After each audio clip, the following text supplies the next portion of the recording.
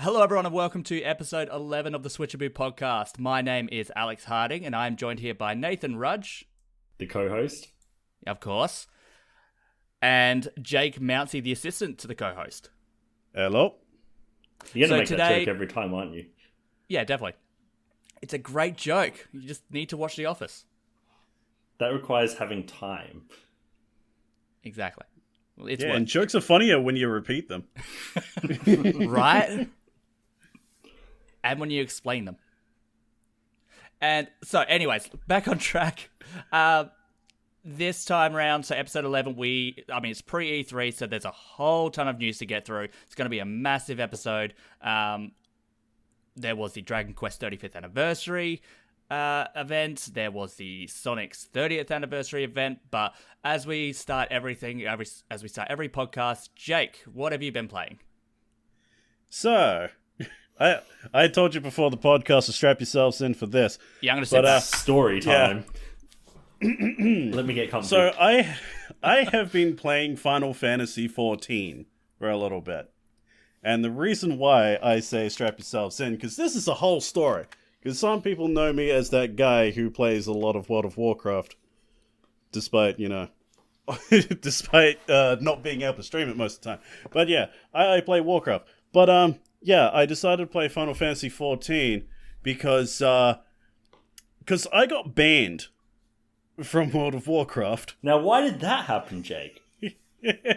Well, good thank you for asking. The reason why that happened is because Blizzard has been cracking down on bot accounts recently. So they've implemented a bit of code in their game that manages to scan people's accounts to see if they're using third-party software to create bot accounts and just ruin the game's economy, and just instantly bans them. So, with me and my tiny baby hands, I have to use a third-party software that lets me play the game using a controller. That code triggers from the controller add-on that I use, so I was mistakenly banned for 6 months. So, I couldn't play WoW, so I'm like, alright, might as well try out Final Fantasy XIV. Alright, cool. Yeah, how are you going with Final Fantasy XIV? Yeah, before I get onto that, luckily it's all been sorted out. I've talked to people, they've unbanned me, but that was annoying, couldn't play it for a week. But, Final Fantasy XIV, from a World of Warcraft player's perspective, is very weird. It is very weird because, the game is, really slow. I remember seeing, what was it, when World came out and they did the cross promotion thing where Rathalos was an enemy in there you could fight. Yeah, he's like a raid boss or something. I haven't gotten to that. I'm only level 32. So, I don't even know if that's still a thing. I don't know if it's, Well, the Behemoth is still a thing in World. Yeah, I'll have to talk to, my friends that actually play the game properly. But, like I was saying, the game is very slow because it has a global cooldown on their skills that goes for 2.5 seconds, while Warcraft's is 1.5 seconds, so everything just feels slower. There's also just the extreme juxtaposition of starting a new character, because I played it about a year and a half ago and it just didn't gel with me. But I'm trying it again and I'm playing as I can't remember what they're calling it, but they're essentially the Ronzo race from Final Fantasy X. The giant lion dudes with the horn. And God, the juxtaposition of being a big beefy lion dude and literally every player around me is either a cat girl or a twink. It's just so weird. It is so weird. Everyone is all thin, small, and pretty. I'm just this big hulking behemoth. Especially coming from WoW as well. Yeah, when half the races are big hulking behemoths. And the shoulders are so big. Yeah, it really does feel weird. But I'm slowly getting used to it. like there are some things I like about it, but like there's a lot of things that really annoy me. Like I can't stand how the map works. Like it shouldn't be hard to open up a map and see where I'm supposed to go. Because like yeah, with Warcraft, when you open up the map, you get the map to the entire you get the map to the entire zone, and you zoom out, and you get like the entire continent. Yeah. So like you can easily see where you are. But, like, with 14, it works kind of like, you know, how a JRPG would, where, like, there's loading zones and stuff. So, in the map, you have to constantly move through loading zone to find where, like, the actual quest objective is.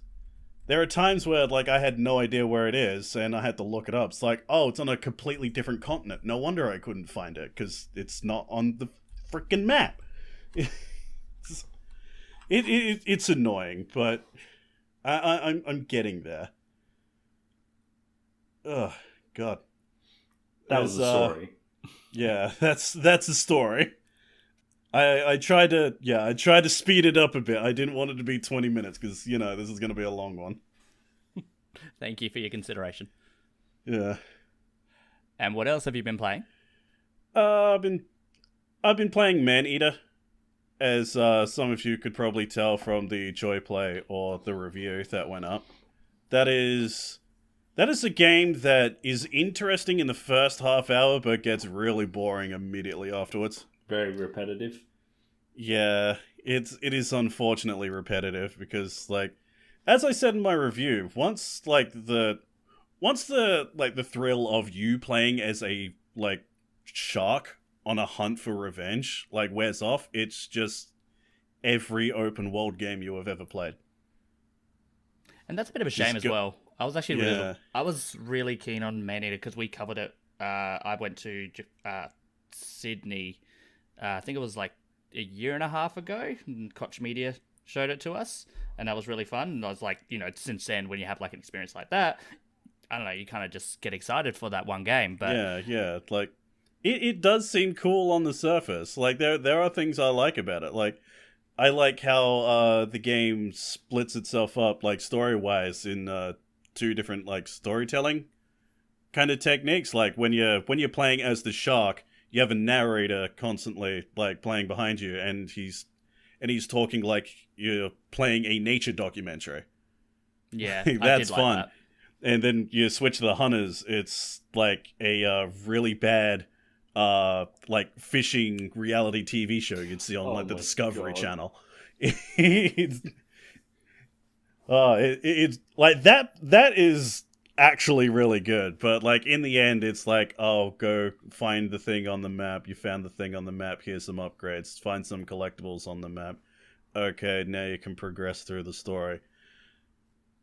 And it's just And I think that was the most tiring. I think that was the most disappointing part of it because I didn't get it on Switch because I have my Series X and it's on Game Pass. So I figured I've got it downloaded on my Series X. I'm like, I'm gonna play it when I get some time. So that means never. But I do have it downloaded. And I've been really keen to play it. But since your review, I've thought kind of otherwise because I've played so many open world games where they're always like that.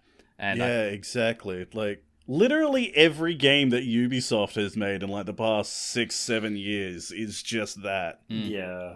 It's just that's another thing as well. Oh, sorry, you go. Yeah, I'm just like really burnt out on open world games. I get that. For like the longest time. So once I opened up the map screen and like saw that, I just audibly groaned. So I'm glad that my first recording of the Joy Play didn't actually go live because fun fact, open up the behind the curtains.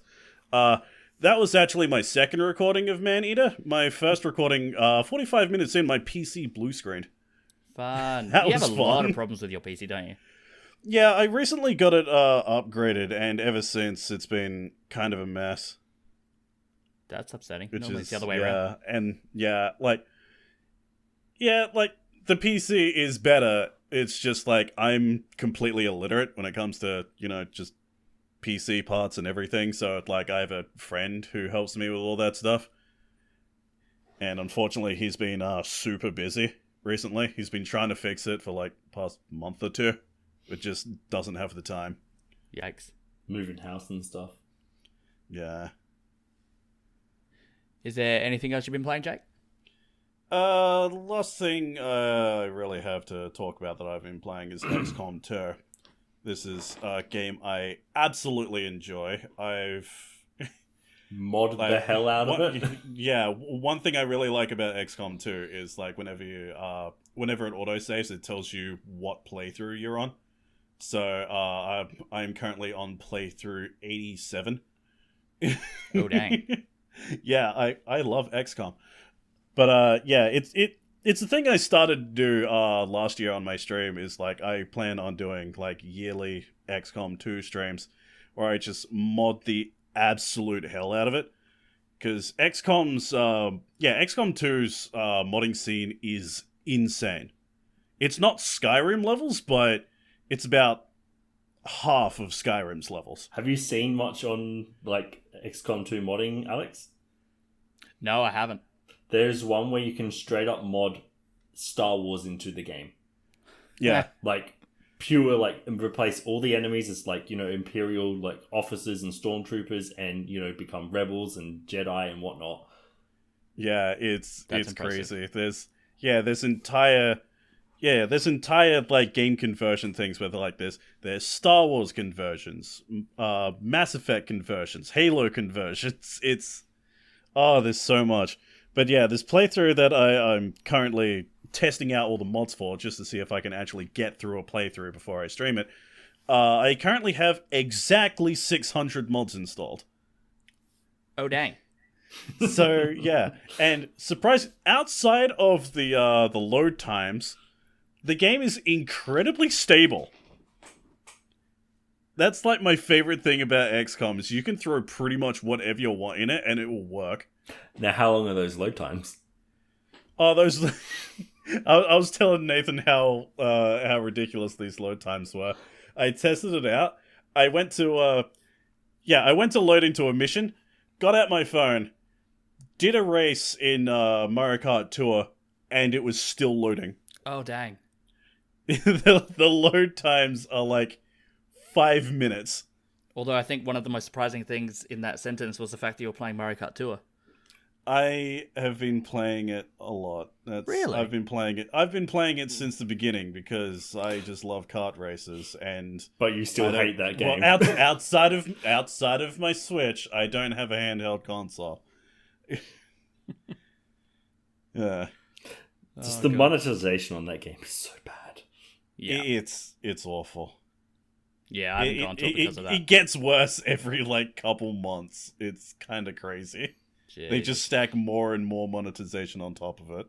Which is very unlike Nintendo with their mobile philosophy. I remember, was it Dragalia lost, and they were like, no, we don't want as much monetization on. Like, the people who developed were like, we want more, but Nintendo held them back.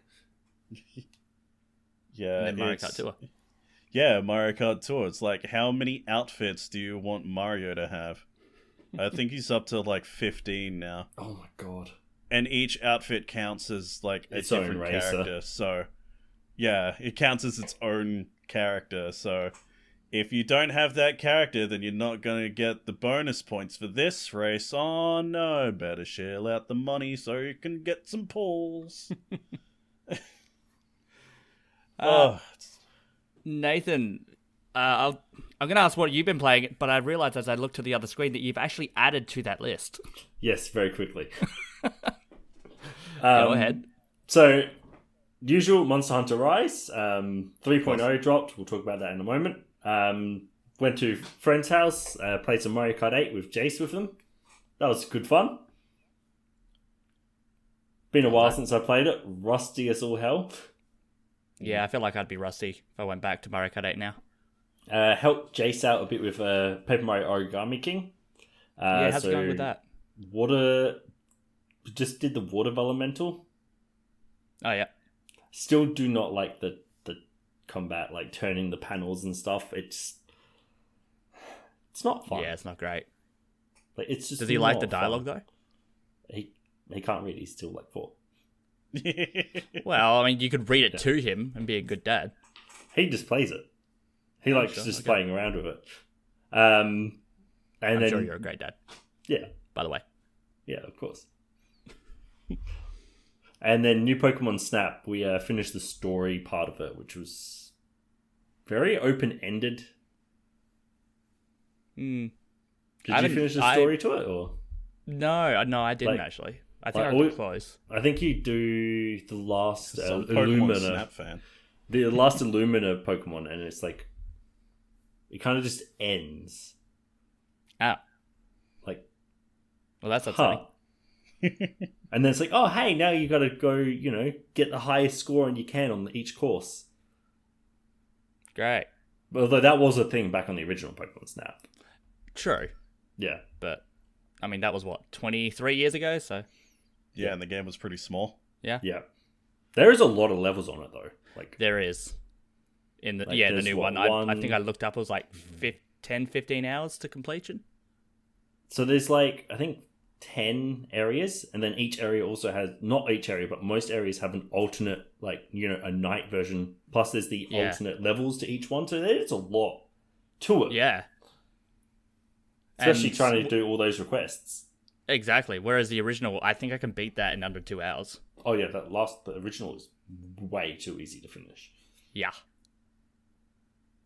And then the last thing, so I didn't play it personally, but like my D&D group, we the DM was playing Pathfinder Kingmaker, and like he was streaming it on like our Discord, and he got all of us to like make a character. So that's what was going on. I was like, wait, aren't your games on Saturday, not Friday? Yeah, no, we'll he was playing Pathfinder Kingmaker, and like it was fun, just like make a character and see how it goes. That's actually probably something worth like looking into because didn't you get Pathfinder? God, that was years ago. I streamed the original, like Pathfinder Kingmaker release. That was pretty fun to like watch. Yeah, like it's an interesting game. It's just like the way it plays. It plays like those really old RPGs where you constantly have to mash the pause button every like half a second to like get 3 or 4 characters to do their moves, and like just feels. I think it's changed slightly. I think it actually takes your character turns now. There's a mod out there that actually makes it turn based. Okay, maybe that's what he had. So that makes it easier for like my brain to understand everything. So but, my character. So I was like pick a random portrait, and then like one of the people was like, "Hey, pick that one. It looks like Keanu Reeves." So I picked the Keanu Reeves portrait, and then I went half orc. And then we made it look as close to Keanu Reeves as possible, and made it a mad dog barbarian with a dog partner. And whenever the dog got hit, he raged. That sounds very similar to the character that I made. His name is when I first played it. His name is Wan Jik. Okay. Okay. I didn't name him. That someone else did. I was like, yeah, no, I'm going with that. Because everyone did meme names. Like someone did a wizard elf and called him Gand Elf. Yeah, because why take it seriously? Yeah. You gotta have fun. So on that note, I've been playing Bravely Default 2. Gonna move on from that. Leave it with Gand Elf. Because I know Nathan. Once you get him onto like tabletop stuff, he will not stop. That is, yeah. I've learnt that very quickly. I mean, I like tabletop. I do D&D with a group. We've been doing it on and off for like 7-8 years now, which has been really fun. But yeah, I think Nathan could still talk my ear off on tabletop games and knows like 20 times more than I do. So hats off to so him. How's Bravely Default 2?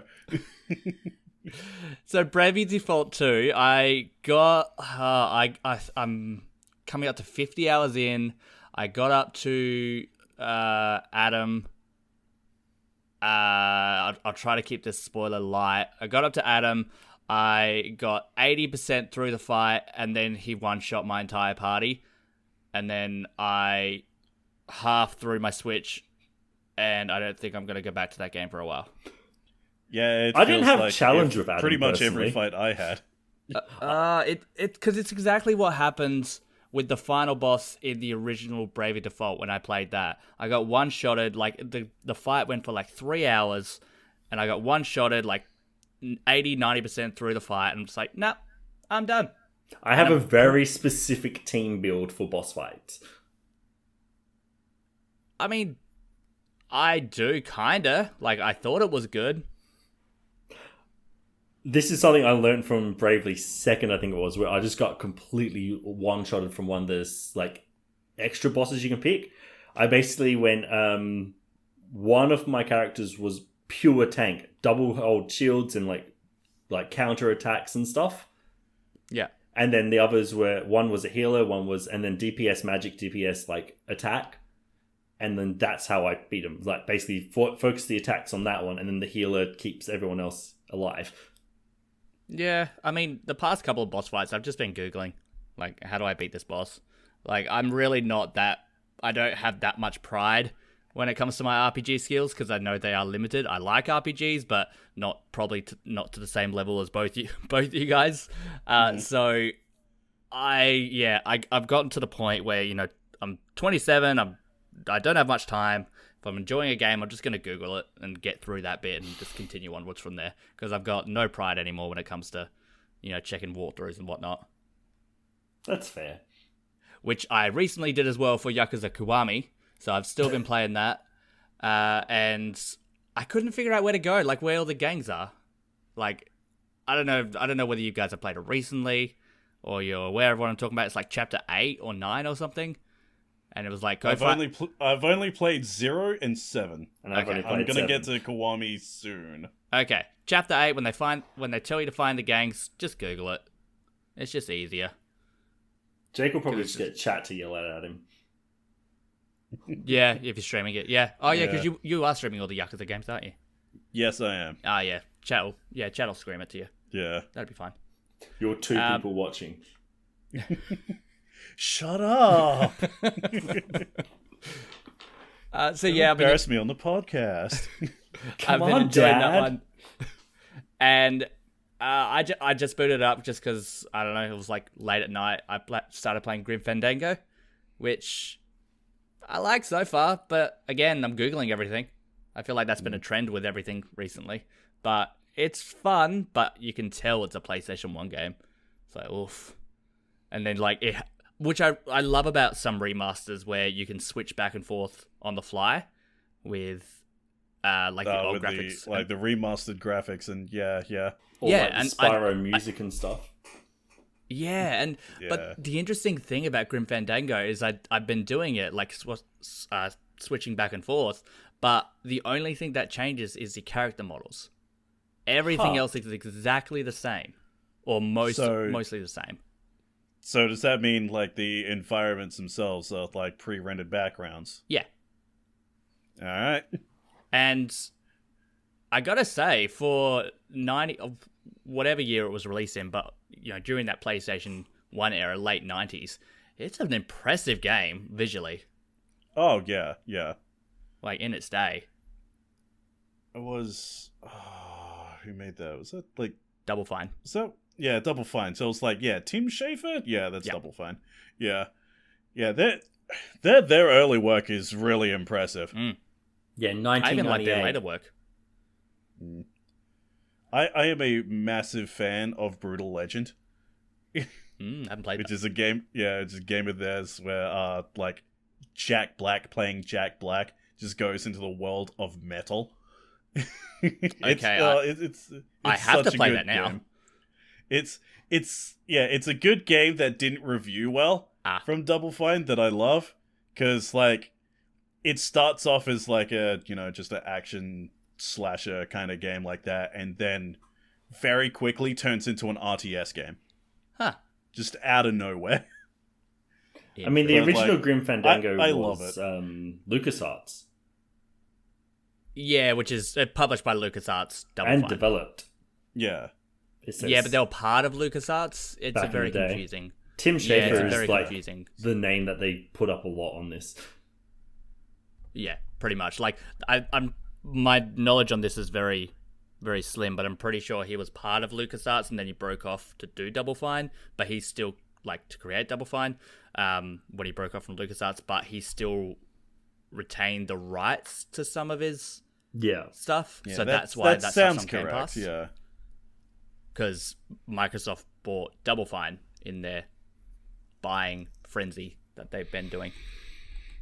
So that's why all of their games. yeah, it's actually kind of scary. But all of their games are like that. Tim Schafer still owns the rights to are on Game Pass because it's all part of that ecosystem, which is interesting. But yeah, because I really enjoyed Broken Age. I really, really enjoyed that. That was a great game. Play that. Moving on, before we get into the news, because there's a lot to cover in this episode, but before we do that, I'd just like to have a bit of a chat about our Patreon. For just $1 per month, you can get this podcast 2 to 3 days early. We normally post it on Fridays, so you'd be getting it on Tuesday or Wednesdays. It goes up, so all of this goes towards supporting the website, paying our writers, help to keep everything running, and it's really just to make sure everything's maintained and still tracking along. If we reach the $100 per month goal, we'll be able to make this podcast a weekly show instead of fortnightly, which would be really exciting. But unfortunately, recently we've actually gone down in patrons. So if any of our patrons listening, or they're wondering why they're not getting the podcast a bit early, check, because I noticed some of them didn't actually go through, because that can be a tricky thing. But I'm pretty sure it just cuts off entirely when that happens. So double check that. But obviously, anyone listening, if you'd like to support us, Patreon, that's the best way to do it. In the news section, I will hand the first one off to Nathan, because I know nothing about this. Okay, so while this happened, before the podcast officially came out, we recorded the podcast before it happened. Monster Hunter 3.0 update. So they had the live stream where they talked a bit about Monster Hunter Stories 2, and that coming out. Didn't get a lot of chance to watch it properly because it was at, I think it was 11:30 in the morning, and I started at, I think it was like 6 the next day. So I was like, I can't watch this. And I just watched it quickly in the morning. But yeah, so we got the finale, like the basic base game full release of Rise, basically. So the story's finished, all the last monsters are out, and it's been pretty well received. I'm not going to say much because, then you get spoilers or you want to watch it yourself. But yeah, it's really well done. So not going to be any major updates for Monster Hunter for a while now. They are doing collaborative, crossover parts. I think they're doing a Monster Hunter cross Monster Hunter Stories, quest or something coming up. But other than that, there's more to come down the line, which we might hear something at E3. Who knows? But that's about it for that happened there. That I don't want to, spoil much with it. No, that's fair. Yeah, if you want to know more, watch it yourself. It's got some really interesting parts, but yeah, it's definitely something to worth. If you want Monster Hunter Rise, now's a great time to get into it. Yeah, definitely. I've said it from the start that if I'm ever going to get into a Monster Hunter game, it'll be Monster Hunter Rise. But that's probably not going to happen if I'm to be perfectly honest. Or wait for the G rank version of the game to come out, because then you get Rise plus the G rank stuff like Iceborne. I don't know what any of that means. So you know how Monster Hunter World released, and then they had Monster Hunter World Iceborne? It's basically add on a full expansion content. If you brought Iceborne by itself, afterwards, you got Iceborne and World all in the same game. Ah. Yeah. So Dragon Quest had their 35th anniversary. Just shut it down. It's still don't get it anyway. Yeah, pretty much, in a nutshell. The Dragon Quest 35th anniversary event that happened, which was the first Dragon Quest event actually live translated in English, which I just want to say before we get to announcements, hats off to the translator doing that live between multiple different people at once. I reckon that was very impressive. Translators don't get like the appreciation that they deserve. No, they don't.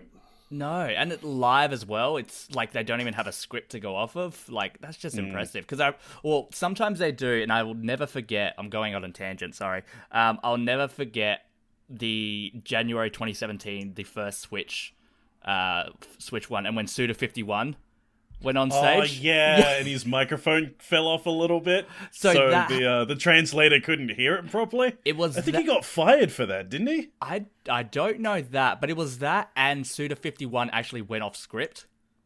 And he just started improvising, and the translator's like, I could just imagine him just flicking through pages, like, what do I do? What's happening?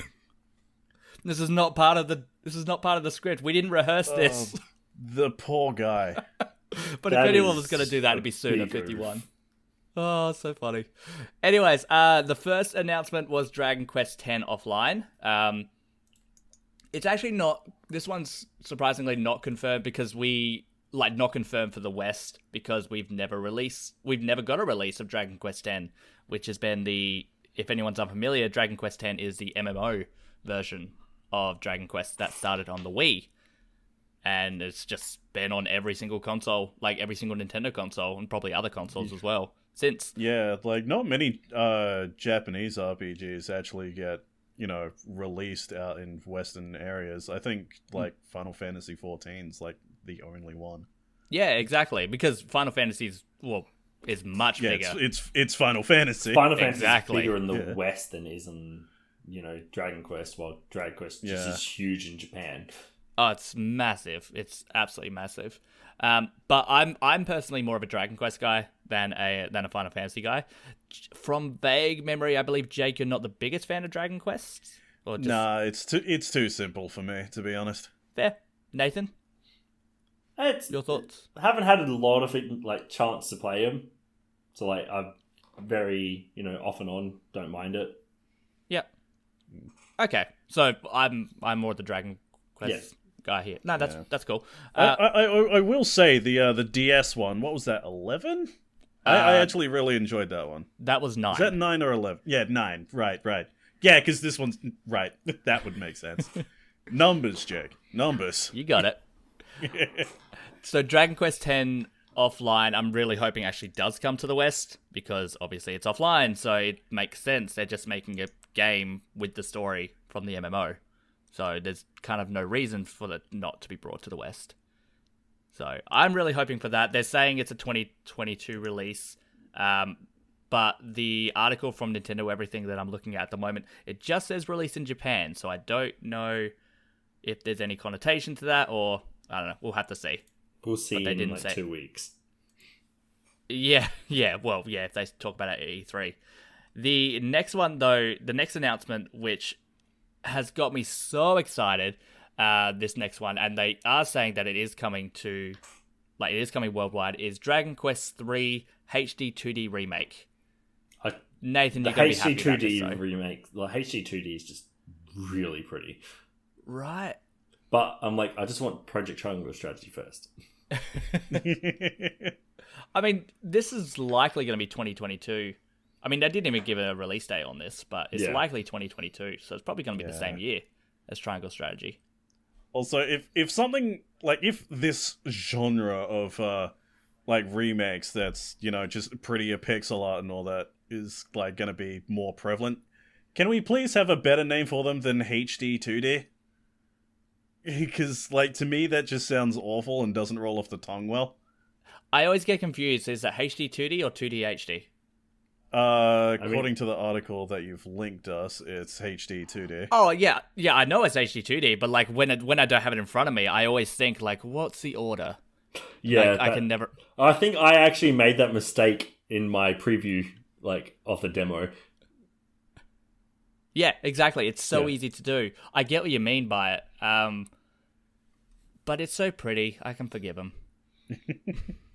Is there anything you want in the HD 2D engine that is, hasn't been announced yet? I was going to say, I mean, Dragon Quest 3 was probably the biggest one because I haven't played that, but I really want to. And apparently that's when Dragon Quest really started to hit its stride. But it's like the only way to play it was the old version, which hasn't aged particularly well. So this is perfect. Other than that, I actually haven't ever played Final Fantasy VI, which is sacrilege to some I was people. just about to say, Final Fantasy VI would be the perfect game to make in this engine. Exactly. That would sell like hotcakes. Oh, yeah. It would. I was also thinking Chrono Trigger would sell really well on that as well. Yeah. Oh, yeah, Chrono Trigger as well, yeah. There you go. Well I mean, that's the big three. Yeah. Yeah. Hey, Square, free money. Just Just send us review copies. let's drive it up a little bit. You know, send the check. You know, for the idea. Let's not sell ourselves too short. They gotta pay royalties. So moving on. So Dragon Quest Treasures. So this one is again looking at a simultaneous release worldwide, which has me pretty excited. This one is kind of like a spin-off of Dragon Quest Monsters, which is like the Dragon Quest Pokemon combination that they like to do. I've never played a Dragon Quest Monsters game. I really need to. But this one looks really cool. This one, so it features, I cannot remember his name. What was his name? Eric, I think it is. I could be wrong, but like, yeah. Yeah, I was just about to say, isn't that the guy from 11 on the front? Yes, it is, Yeah. and that's his sister there as well. So this is technically a side story prequel to Dragon Quest 11. Interesting. Yeah, and it's like kind of chibi, but it's like a 3D platformer, but it's also like an RPG, and you hunt and you find treasure. It actually looks really, really cool. So I'm all for this one. It really holds that me when it Toriyama comes- art style still. It does. It definitely does. And like me, I like RPGs, but I love 3D platformers. I like Dragon Quest, so this has my name written all over it. Absolutely. And last one was the big announcement for the West, well, confirmed for the West, is Dragon Quest 12, The Flames of Fate, which unfortunately got the Metroid Prime 4 treatment, where we just got a logo. And that's it. So we won't that hear means anything we're not about going to it. hear about it. Yeah, we're not going to hear about it for like another 4 years. That's it. So get ready, 2026, Dragon Quest 12. To be fair, Metroid Prime 4 probably would be out now if they didn't have to completely restart development. That is true. I'm hoping we see anything at E3. Even just like a tech demo. Anything. Like a cinematic trailer. I'll take it. Again, I'm not a massive Metroid fan. Like, I like Metroid. I played all the games. I'm not clamoring, like, you know, I'm not the hugest Metroid fan because I like fantasy over sci-fi. Like, that's where my preference lies. But anything from Metroid Prime 4 would be great. Speaking of games that haven't been announced for a while, Jake, Bayonetta 3. Have we got an update on how long? Oh, I haven't checked the Twitter. I haven't checked the Twitter in a while, but it's got to be like 1,270 something days. Dang. I think at this point. That hurts. It does. From Memories World, Jake, I believe you're the Sonic guy here. So if you want to take... I'm the Sonic guy because I talked about Sonic once. All right. By default, yes. By default. Oh, that's an amazing title to have. All right, so there's Sonic's 30th anniversary event happened, and a whole bunch of stuff got announced, like Sonic Origins, which seems to be a collection of, you know, just like the classic Sonic games, like 1 through 3, Sonic and Knuckles, Sonic CD. Is there anything else other than that, or is that all that was just announced? Pretty sure. For like this specifically. Yeah, that's pretty much it. And what baffles me is that, why is this 2022? Yeah. Surely that's not that much effort. You've already... just grab the ROMs, stick it on like an emulation software, and ship it as a game. Nintendo does it all the time. Yeah. Like... Yeah, that was... I'm pretty sure half of these games are already on the Switch in one way or another. Yeah, I think so. Like in the Mega Drive collection? Yeah, I think they are. Maybe they're like, you know, prettying it up or something. Oh, you'd hope so. It's gonna be like Street Fighter 2 where you're buying it 20 times. Also, 1,275 days. Ah, that was close. That was a good guess. Yeah, it was. So, what else was announced? Oh, right, yeah. Sonic Colors Ultimate, coming out September 7th. Remember how we talked about this?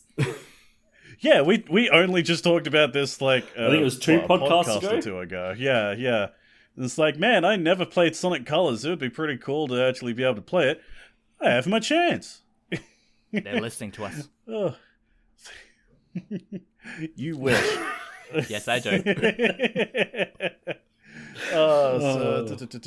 Yeah, it's a remastered version of the game coming to Switch, PS4, PC, Xbox One. Ooh, that's a lot of stuff. For a Wii exclusive. I only expected it to come out on Switch and only heard it like it was coming out on Switch. I didn't. Yeah. Like, I'm only learning this now that it's multi-platform. That's cool. That's cool.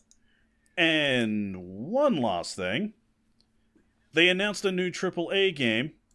It's rumored to be, an open world Sonic game, but, they didn't really say anything about it outside of, hey, we're working on something.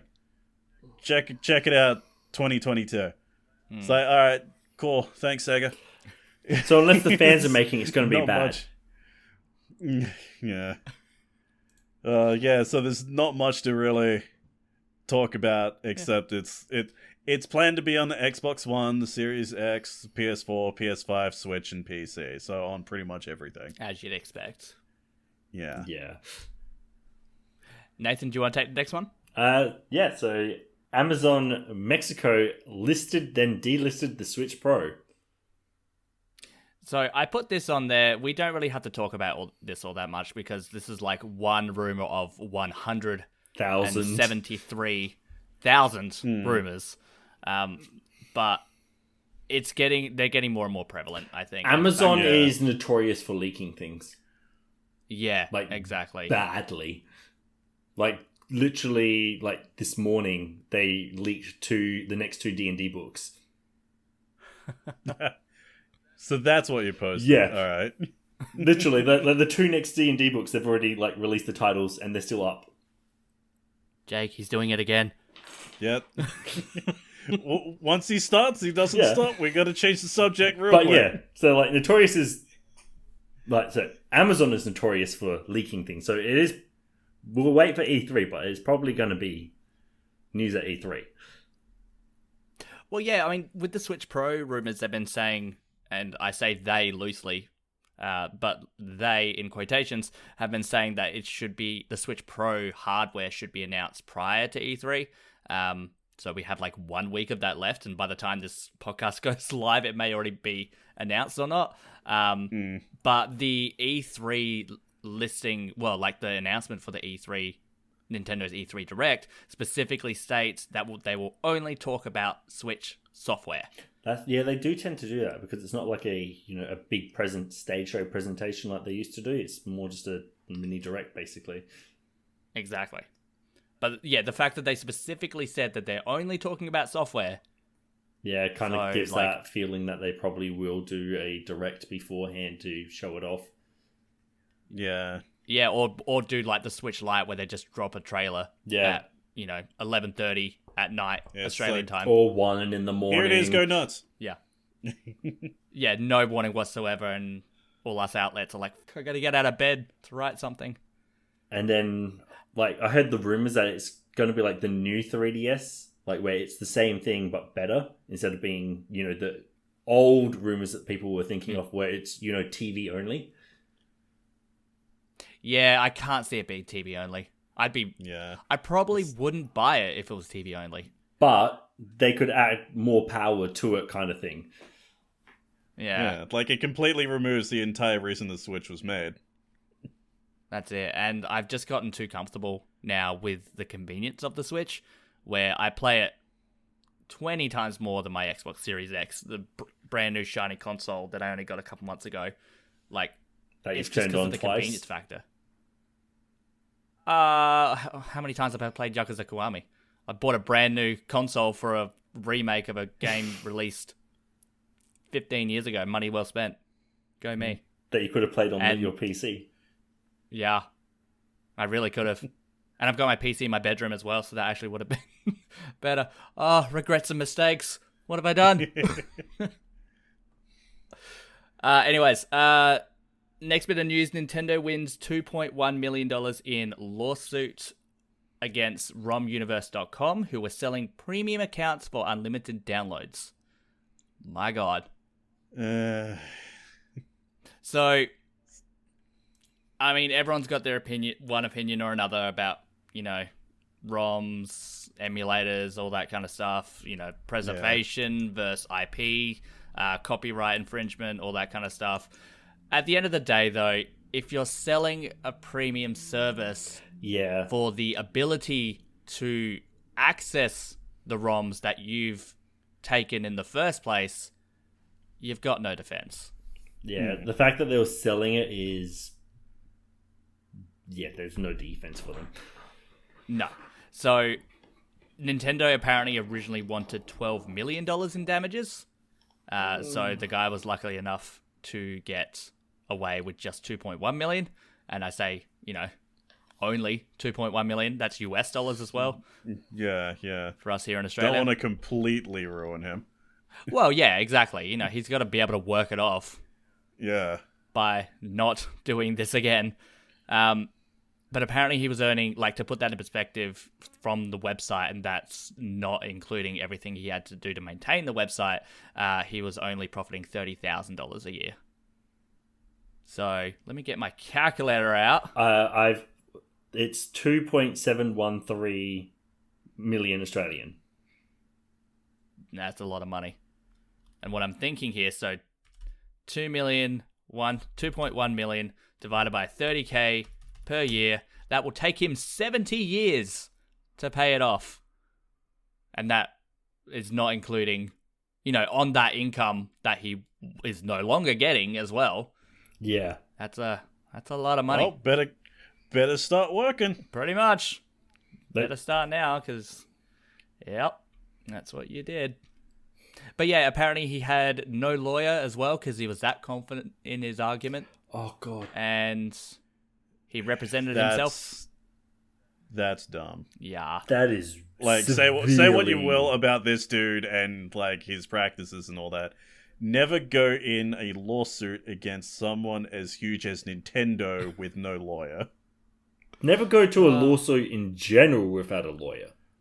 Yeah. Yeah. Well, I mean, yeah. I got nothing else on that. Oh, that's not smart. Jake, have you ever played the Crysis games? No, I never had a PC that could actually run it. But well, you can now play on the Switch coming up. I highly doubt that. Because my PC now still can't play Crysis. I mean, then you'd be surprised. Crysis Remastered Trilogy got announced for a full release. I tried so hard to set you up there to take the next news bit without... Yeah, but, gotta make a joke out of it. You do. It was a very smooth segue. I thought it was. I was Yeah. impressed with myself. Just didn't take the bait. But yeah, for those of you who are maybe a little bit too young to know what Crysis is, it is notorious for being so poorly optimized on PC. It is basically a benchmark of how good your PC is. It's oh, my PC can run Crysis. It's oh my god. So hearing that not only the original Crysis, but Crysis 2 and 3 are coming to the Switch is weird to me. Yeah. It how better far? be optimized well. Well, Crysis, the first one's already on there, on the Switch, and it runs, from what I heard, quite well. I mean, 1080p, 30 FPS. If you want 4K, 60 FPS or higher, you go for, Series X or PS5, or maybe the One X and PS4 Pro. Don't quote me on that. I was not aware it was already on Switch. Yeah, so the first one is already on there, and apparently it runs decent. Nothing amazing. All but right, decent. that shuts down my argument. It just means the PC version is the most unplayable version. Yeah, it just means the PC version is awful. But it's just incredible how far that technology's come.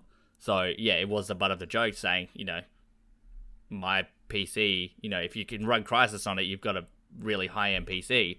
And that was like, 15 years ago? And now it's running on a, Nintendo handheld with a NVIDIA mobile graphics chip in it. Like, that's pretty dang impressive. Yet it still struggles to run on most PCs. So, yeah, very impressive. Nintendo's Uji Ogura plant is being turned into a Nintendo Gallery Museum by March 2024. I hope to be in Japan by then. So that would be incredible. I would love to visit that. I have actually visited the Nintendo headquarters. I mean, at the front. And they didn't let me in. Why would they let you in? For obvious reasons. I asked about Breath of the Wild, and there's a rookie mistake. But anyways, and then I saw the original building as well. Like, I actually got photos of it. It's really, really cool. The original... Weird. I'm going on a tangent. Telling a little story. But like when I was in Kyoto in 2016, so this was before the Switch and Breath of the Wild. But yeah, that's when I was in Japan, and I said to my friends, because they're into games, but nowhere near as much as me. And we had like an afternoon, like, oh, what do we do? I'm just like, okay, guys, we're going to Nintendo, and they got very confused. So I looked it up, and because I wanted to see the actual headquarters, but I wanted to see the original Nintendo office, like that original Nintendo building in 1889, where they were making Hanafuda cards. And I went there, and we were walking down this side street, and Google Maps was like, it's saying it's here, but this can't be it, because it was just like a random side street somewhere. And it was the size of... it was like a townhouse, the size of something you would find. I mean, I can say it's the size of my house, basically, but like that doesn't help anyone. No, but it's not for an audio podcast. Exactly, but it's basically like it looks like a townhouse. Like that was it. It was so tiny, 2 stories, like 4 meters by 8 meters. Like that's what you can think, and that was it. It was this tiniest little thing, and the only reason I knew it was Nintendo's old building, because I had a plaque at the front that said Nintendo Playing Card Co. I mean, it was so cool. Do you still have the photo of it? I do. You could upload the photo on the social medias. I will. There you go. It's a very good idea. Yeah, that's a good representation. It's like, hey, look at our social media to see this image. Thank you, Nathan, for that plug. Yeah. But yeah, it was super cool. And I can't even remember why I'm talking about this.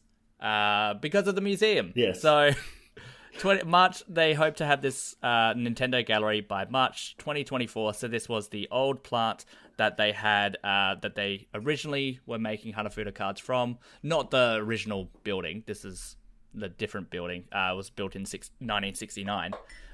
But this was where they were still making playing cards, when they were like working with Disney and making playing cards with Disney as well. I wrote a whole article on this, which I will link in the description of this one, because I'm actually very proud of that. But yeah, they did that, and then when they started making video games, this was actually the plant where they were doing repairs for a while, and now they're turning it into a museum, which I just think is awesome, and I hope to see it when I'm over there. Yeah, that's pretty cool. Yeah. Just hopefully it opens up by March 2024. Well, yeah. I mean, knowing these kind of things, they get delayed and whatnot. Yeah, that and, just the world. Well, that is also very true. I mean, March 2024, you think it'd be okay by then, hopefully. I mean, the Olympics are completely cancelled. Yeah, again. Well, when did that happen? Like a few months ago, they completely cancelled the Tokyo Olympics. Oh no, it's going ahead. Really? When was this? Yeah. I heard it got cancelled a second time. To Google. Yeah, this is I swear I heard Tokyo. it got cancelled in 2021. Tokyo Olympics 2021.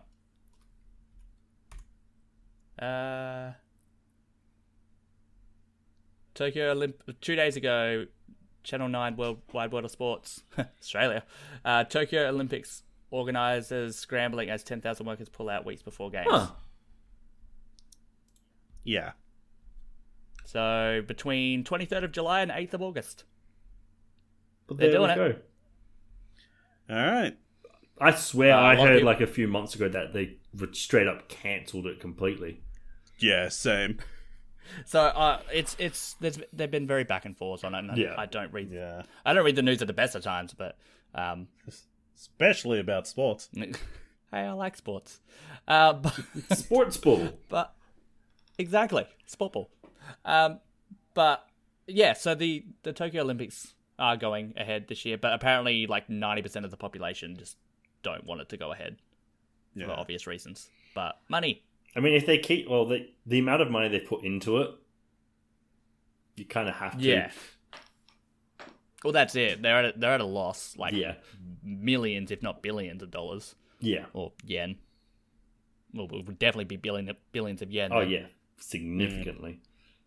Yes. So yeah, March 2024. I would hope that will go ahead, but yeah, we'll see how that goes. Anywho, moving on. Nathan, do you want to take the next one? Yeah. The Switch has surpassed a total 20 million units in Japan alone. Which is nuts. Like, I'm going back to Google again here. What is the total population of Japan? What's the total sales of the Switch? It's like, that is a lot of sales. That is a lot of weird-looking tablets that have been sold. Yeah. So, total population as of 2019. Not sure why 2019, but okay, that's what Google says. Probably because they didn't do a it's 100 2020 consensus. Yeah, that's a good point, actually. Okay. 126.3 million people. And So- total sales is 84.59 million. Yeah. So that's, more than 20%. Yeah. So, like, 1/6 of the population of Japan, or just shy of 1/6 of the population, has a Switch. That's a lot. Yeah. That is a lot. So, that is very impressive. And 3.849, or just shy of 3.9 million It's about 24%. of them are Switch Lites. 24% of total Switch sales is Japan.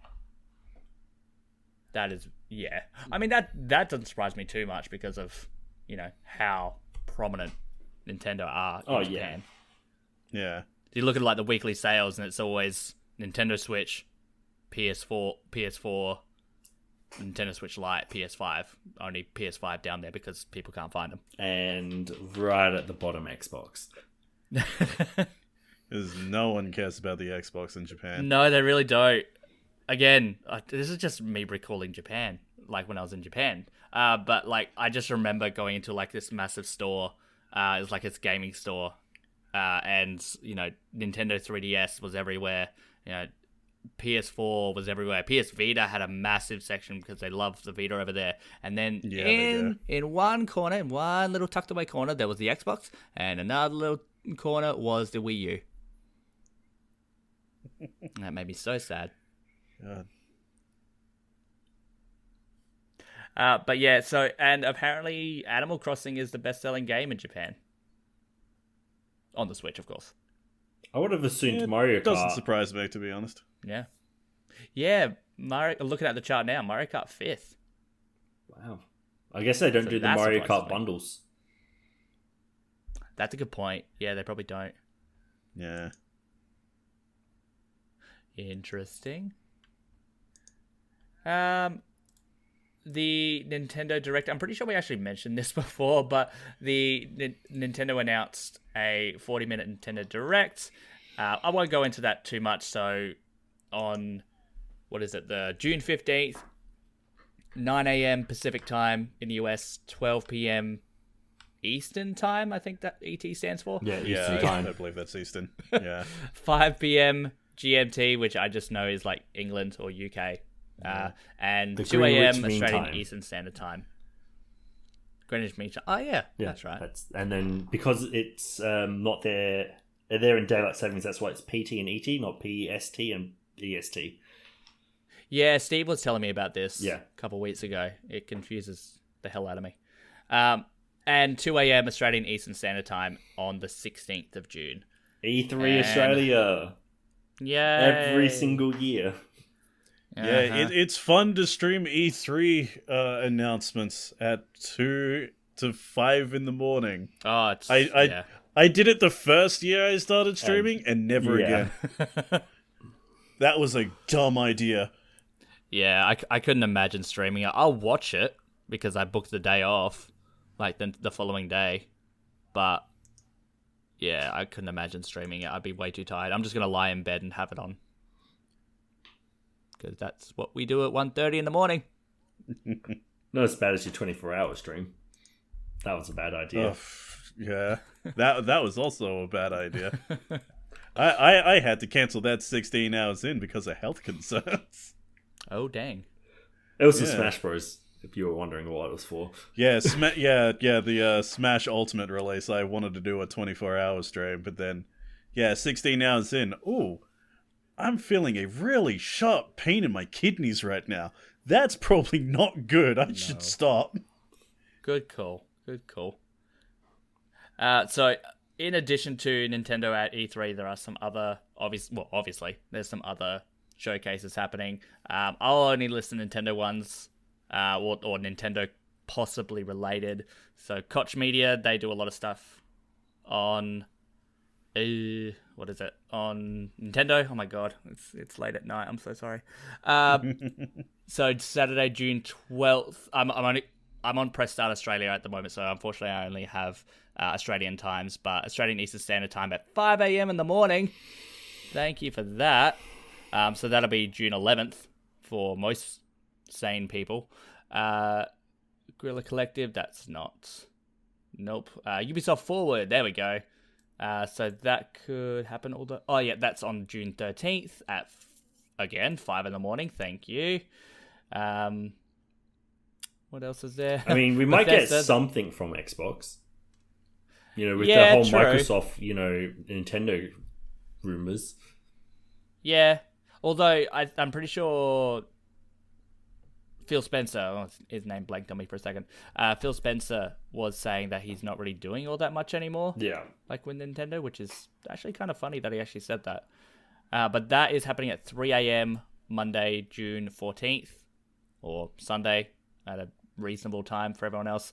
But it's just funny because I see Bethesda, and for I think we got 2, maybe 3 years where we thought, yay, Bethesda, that could be Nintendo related, and then Xbox did Xbox. Yeah. It's like, well, okay. It's like, mine now. Yeah. We finally got Bethesda games on Nintendo consoles, and then they did that. They get snatched. But I'm actually really curious to see Starfield. I reckon that looks quite interesting. Oh god, the Square Enix one is so early. Yep, 5:15 in the morning on the same day, June 14th. I might actually be waking up at that time rather than staying up. I will be driving at that time to my job. Gross. Yeah. And Warner Brothers, 7 a.m. It's at least somewhat decent 7 a.m., but it's still a little bit too Actually, early. no, that's a public holiday for us. So it is. Yes. Oh, yeah, the Monday 14, yeah, sure. There you go. There you go. E3 public. All right, yeah, we can actually totally watch that one. That's an E3 public holiday. That's what that's called, right? Yeah. That's what that's for. Exactly. Take-Two, Capcom. Apparently, that's still to be confirmed, but it's on June 15th, so possibly June 16th for us here. And Bandai Namco is on June 16th, possibly June 17th. Oh, and there's EA Play Live, which of course they don't want to play nice with E3. Yeah, they haven't for exactly. a long time. July. That's it. July 22nd, just because they're cool like that, or they want to be cool like that. Also, didn't PlayStation have their State of Play recently as well? Because they want to be doing it beforehand.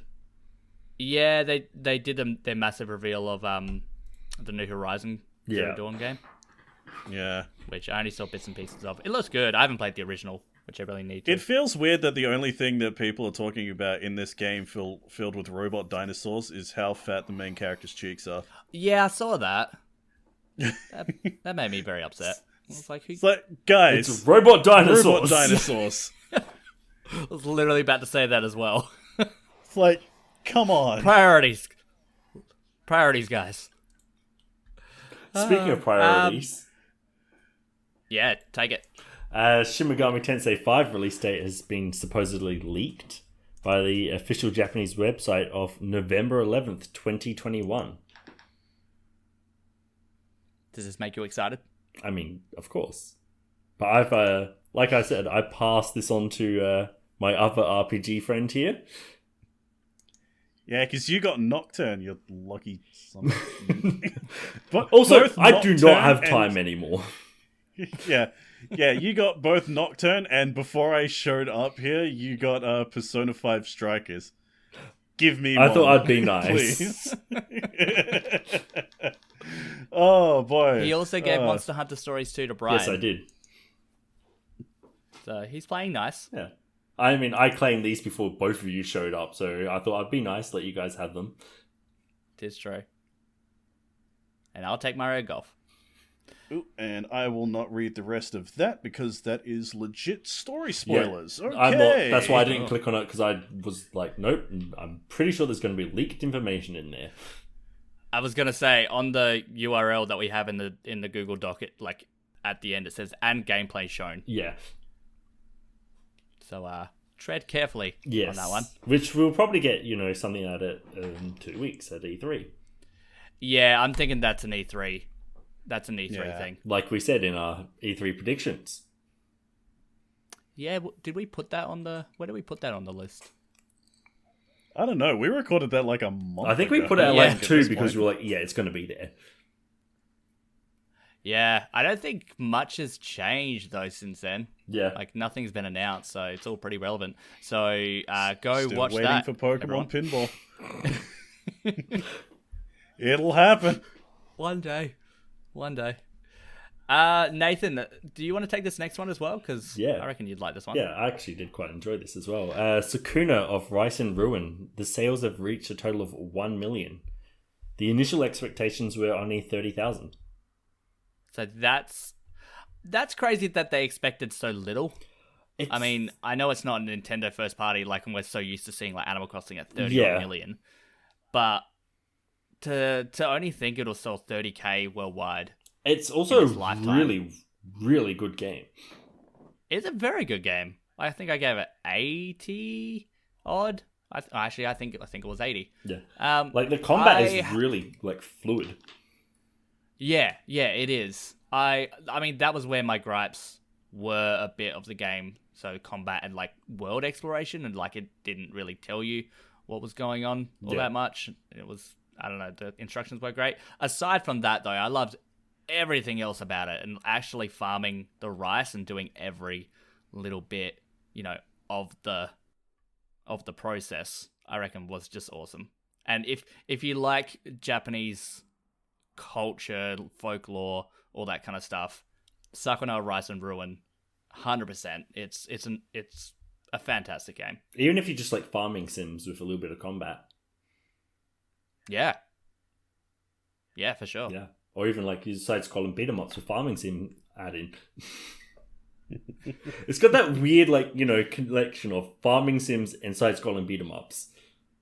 Yeah, I can see that. It's a good game. Everyone should play it. Jake, do you want to take this last one before we head into the roundup?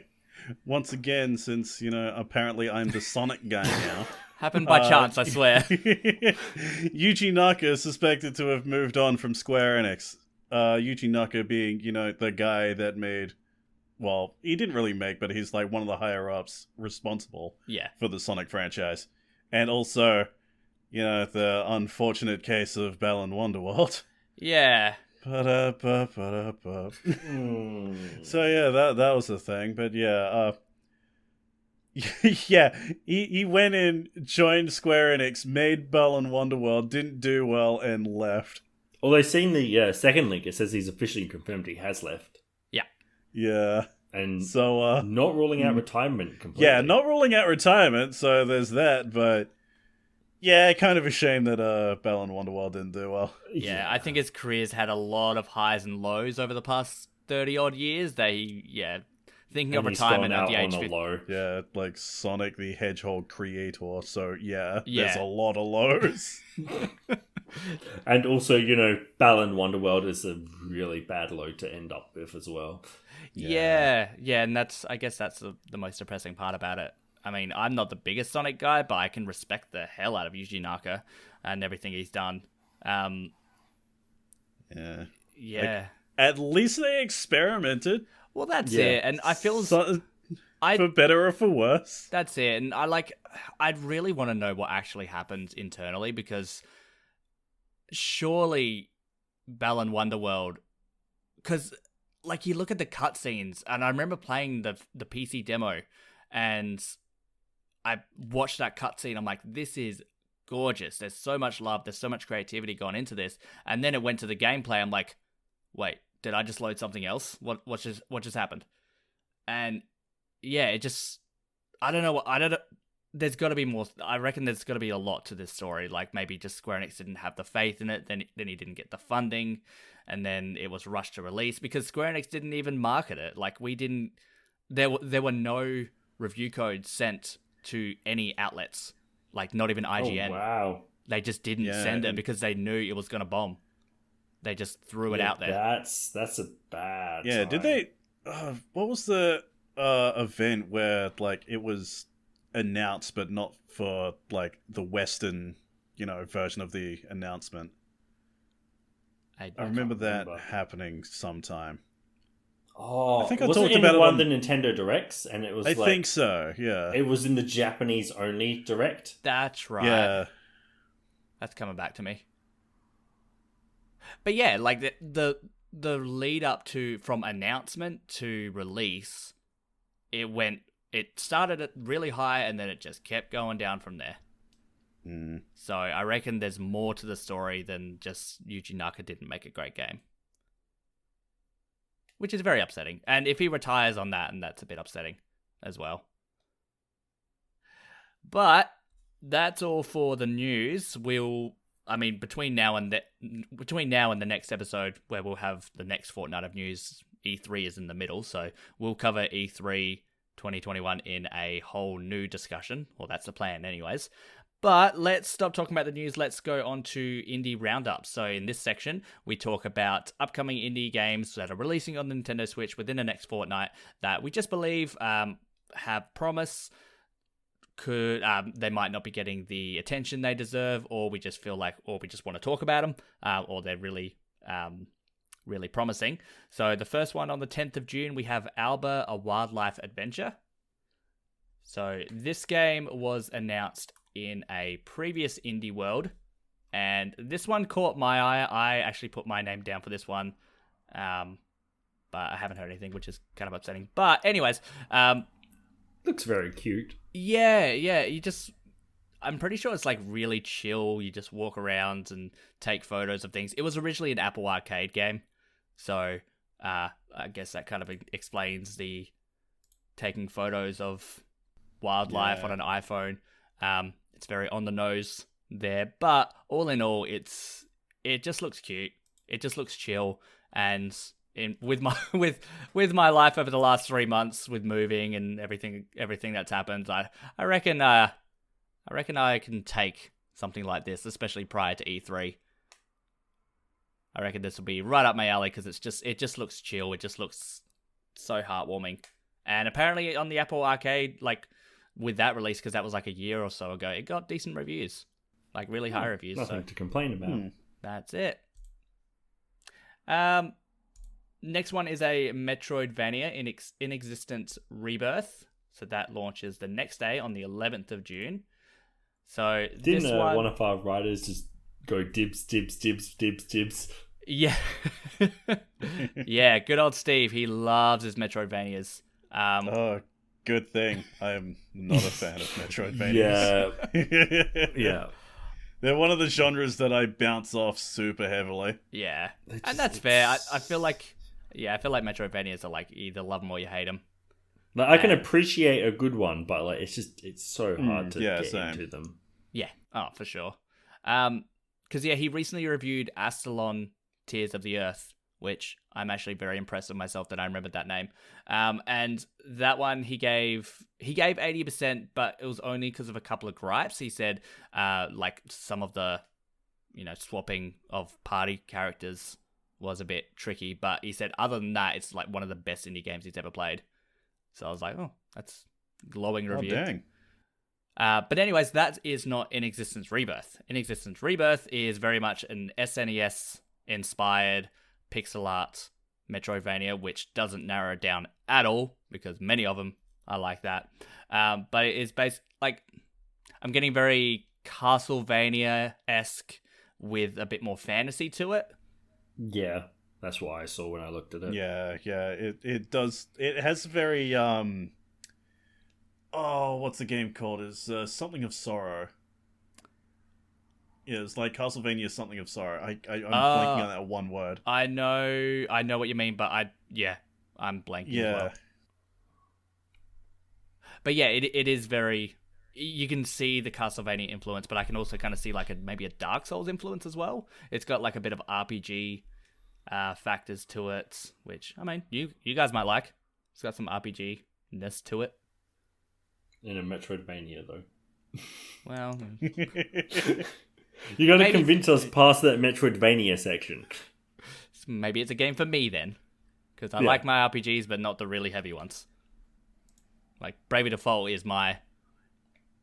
That's as far as I'll go. Super generic one. Like your big RPG for the year. Pretty much that, and like Dragon. I like Dragon Quest over Final Fantasy. I tried Shin Megami Tensei 4 once, and I got beat in the tutorial. And I'm like, if this is where it starts, it's just not gonna. Yeah, understandable. Yeah, it's like SMT is really like. Yeah, brutal. It's like SMT does not hold your hand, friend. No, it does not. It's like a really bad first date. I'm like, let's just end it here. It's just, it's not. We both know this isn't working. On the 22nd of June, so skipping 9 days, not much is happening. But I guess that's E3, so I guess you don't really want to release your game on E3. But Super Magbot. So this one is published by Team 17, who have published a lot of games. As like even on Switch, but they're just very renowned. The Worms guys. Yeah, they're very renowned for their quality of indie titles. And Super Magbot is like a 2D puzzle platformer, but you can't. So the thing is with this game, it's a precision one. Yeah, it's but like those real the Meat Boy kind of like platformers from what I saw. Obviously, with a bit more of a twist to it. Yeah, so it is very much like that. However, it's very much a puzzle platformer as well, because the tricky thing is you can't jump. Instead, how you get up the platforms, you actually have little bars like red bars and blue bars, and when you click, I think it's the right trigger to activate red, and you it's like a magnet when you put two positives together and they, retract from each other. And attract. Yeah. And then when you press the ZL on the red, it goes like it brings you towards it, so it attracts it. And then you've got blue bars where you have to do the opposite. So it's like, you really got to think on your toes with it, and you've got to like map out what you're gonna press before you actually do it. And I think that's pretty ingenious. Yeah, it's kind of like the next logical step to a game like VVV. Yeah, which I've never played.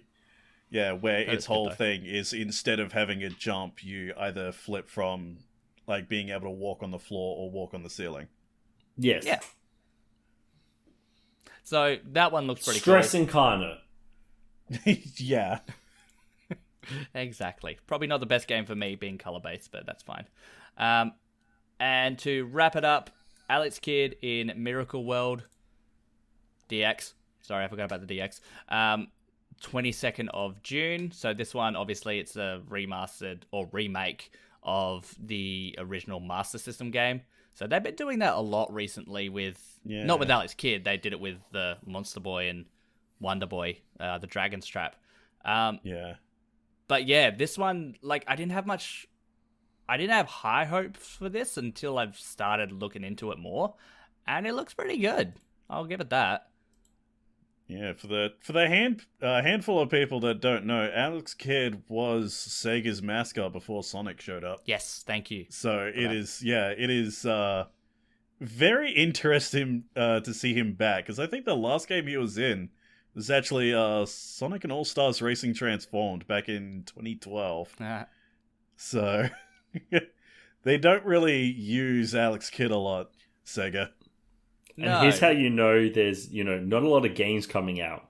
Where I saw this advertised as, upcoming games on the Switch at EB Games. Yeah. I Like, mean, it had that and Mario Golf, and that's all they had. Like, here's upcoming games. Yeah, we're currently in the pre-E3 drought. Yeah. exactly. I reckon there's going to be a lot more to show on, a lot more to talk about on the next podcast. That's for sure. It's like, I feel like right now, I don't know if you guys get this, but I feel like right now it's like the week before Christmas, but for us gamers. Yeah, Gamer Christmas. Yay! Yeah. Poggers. So that was, that's 22nd of June. So that's the indie roundup. Quite a short one this time, but again, hopefully we'll have a little bit more to talk about next time. That being said, I mean, this podcast has gone on for a minute and a minute. Geez. A minute? Damn. An hour. A minute? Yeah. An hour and 21 minutes. So, we've had a lot to talk about. But we still have time for the Patreon question. So, if you're unaware, so all our patrons, again, at least $1 per month, can ask us questions where we will answer them in the podcast. So we still put the question out to all of our socials, but our patrons get top priority. This time, a bit of a slow fortnight, but we do have a question from @Begles_ on Twitter. So that is BEGGLES_. Definitely check out, he's also on YouTube as well. He reviews games and does gaming stuff like us, so definitely check him out. I'm pretty sure YouTube is just Begles as well. But I can put that in the description of this podcast as well. Anyways, his question for us is, what Nintendo IP that hasn't been on the Switch would you like to be announced? Now, I saw this question before, and I answered straight away with Kid Icarus. Yeah. I would like a remake, or, just a new addition to the Kid Icarus Uprising. Especially with the 2 joysticks on the controller, it'd make it a lot easier. Oh, God, yes. That just makes sense. Don't have to break your hands. Yeah. Just to play the game. Would you reckon Sakurai would have a hand in it? He's said no, he's not. Yeah. Nah. That'd be He's said it himself already. He's destroying himself on Smash. Yeah. So would that be the thing then? Would you like to, if he's not doing, if he wouldn't be doing Kid Icarus or anything like that, would you want to see a game like Kid Icarus Uprising, or would you like to see a more traditional 2D platformer? I'd like to see more games? Kid Icarus Uprising. It sets it apart from, other Nintendo IP. Mario is your 2D platformer and all this, and you don't really have a twin stick shooter with that combat part in Nintendo. It's its own little thing so far. Yeah, that's fair. Yeah. And that would look nice in HD as well. Oh, yes. Because I reckon there was a lot of attention to detail, but obviously only so much you can do on the 3DS in 2011 at that as well. Yeah, it was a really early Switch game. No, sorry, not Switch, 3DS game. It was either a launch title or close to launch. Yeah, it was a close to launch title, because I had it on my original 3DS, and oh boy, that was a hard one to play on that. I still haven't played it. It's good fun. I've heard it's genuinely good fun, but it's very awkward to play. Yeah. Yeah. I played it for 20 minutes and I had the worst hand cramp I've ever had. So I'm I'm not playing this again. Which is a bit of a shame, because I've heard such good things about it. It has really good writing as well. Yeah, I've heard that. Actually, you'd see in Smash Bros. When you have Palutena and that talking to Pit. Yeah. It's a lot of that kind of in the game. Yeah, that's really cool. Jake, any Nintendo IP that you want to see on Switch? I don't know, because, like, really the only, like, Nintendo IP that I'm super huge into is Pokemon, and, you know, we already have a few Pokemon games already on the Switch. So, like, really the closest thing I could really think of is a third-party IP that has only been on Nintendo consoles, and that's Mega Man Battle Network. Okay. I don't think I've ever That- played them. Battle Network is interesting because it's incredibly different from the other Mega Man games. That's the one with Mega Man.exe, isn't it? Yeah, it's the one where instead of robots like leading the huge like push in technology, it's the internet. So like everyone has their own like personal like their own little personal like internet helper, like their own little Clippy. It's like Digimon But- mix Mega Man. Yeah, essentially. Now you've kind of sold me. That sounds interesting. Yeah. It's, Just mention they're- Digimon, it's like, ooh. yeah, they're cool games. They are really cool games, but like some of them are kind of hit and miss. But like I played the absolute heck out of Battle Network 2. That game was amazing. Didn't it have an So animated I- series? It did have an animated series. Mega Man was voiced by, I believe, Ian James Corlett, who is the guy who did the original like voice for like Kid Goku. Huh. So yeah, fun voice acting facts with Jake. But yeah, that's probably the closest thing I could think of. Either that or the spiritual sequel Mega Man spin-off, which is Star Force, which is kind of the same thing, but from a different perspective. Interesting. I'm going to go with a Hail Mary. Earthbound. Oh yeah, Earthbound. It'll never happen. Because Shigesato... It's been so long, I forgot about it.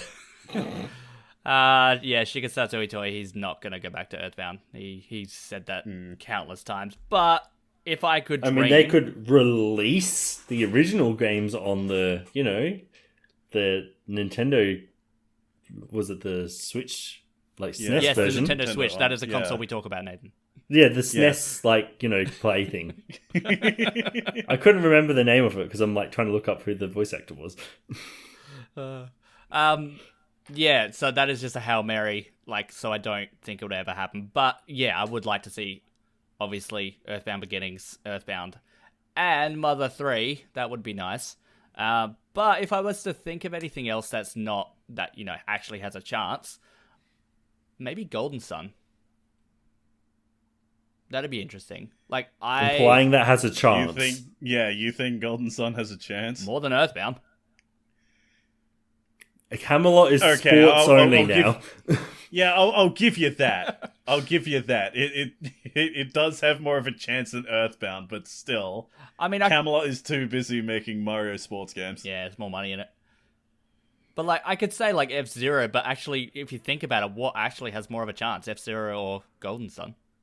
It's about 50-50, I'd say. I'd probably say F-Zero myself. We'll agree to disagree on that one.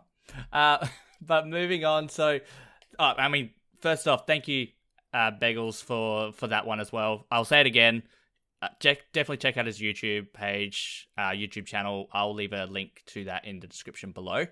But next up, we have everyone's favorite part of the podcast, Name That Game. Let's do it. So I've got a brand new one. I'll be hosting this question. And in a nutshell, if you haven't heard us play Name That Game before, there's a game. They have to guess it. There are 10 hints. I'll go through them one by one. There are Nathan and Jake, they work as a team. They get 5 guesses in total. So that's 2 between hints 1 and 5, 2 between hints 6 and 9, and 1 after all 10 hints have been revealed.